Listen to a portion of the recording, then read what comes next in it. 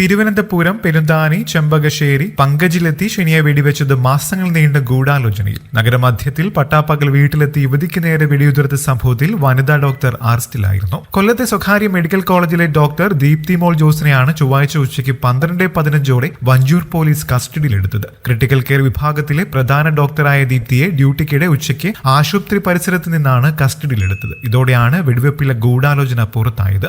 ഷിനിയുടെ ഭർത്താവ് സുജിത്ത് മാലിദ്വീപിലായിരുന്നു. സുജിത്ത് കഴിഞ്ഞ ദിവസം തിരിച്ചെത്തി. ഇതിനുശേഷമാണ് ദീപ്തിയെക്കുറിച്ച് വിവരങ്ങൾ കിട്ടിയത്. സുജിത്തിനെ പോലീസ് ചോദ്യം ചെയ്തിരുന്നു. ഇതും ദീപ്തിയിലേക്ക് അന്വേഷണം എത്തിച്ചു. ആക്രമണത്തിന് ഉപയോഗിച്ച എയർ പിസ്റ്റൾ ഓൺലൈനായി വാങ്ങിയതാണ്. പിസ്റ്റൾ ഉപയോഗിക്കാനും വെടിവെക്കാനും ഇന്റർനെറ്റിൽ നോക്കി മാസങ്ങളോളം പരിശീലനം നടത്തിയിരുന്നു.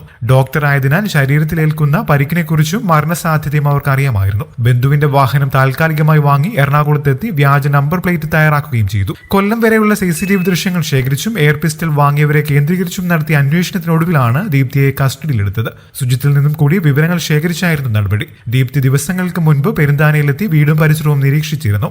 മുഖം പ്രത്യേക തരം തൂവാല ഉപയോഗിച്ച് മറച്ചിരുന്നു. നീളൻ കോട്ടും ധരിച്ചിരുന്നു. അതുകൊണ്ട് ഷെനിക്ക് ആളെ തിരിച്ചറിയാനായില്ല. തെളിവുകൾ നിരത്തിയപ്പോഴാണ് അറസ്റ്റിലായ ദീപ്തി കുറ്റസമ്മതം നടത്തിയത്. മറ്റാരുടെയെങ്കിലും സഹായം ലഭിച്ചിരുന്നോ എന്നതും മറ്റും ചോദിച്ചറിയേണ്ടതുണ്ട്. കഴിഞ്ഞ ഞായറാഴ്ച രാവിലെ 8:30 ഡോക്ടർ ദീപ്തി ഷെനിയുടെ വീട്ടിലെത്തി വെടിയുതിർത്തത്. കൊറിയർ നൽകാനെന്ന വ്യാജേന വീട്ടിലെത്തി എയർ പിസ്റ്റൾ ഉപയോഗിച്ച് വെടിവെക്കുകയായിരുന്നു. മുഖം പൊത്തിയതിനാൽ വെടിയുണ്ട വിരലിലാണ് തറച്ചത്.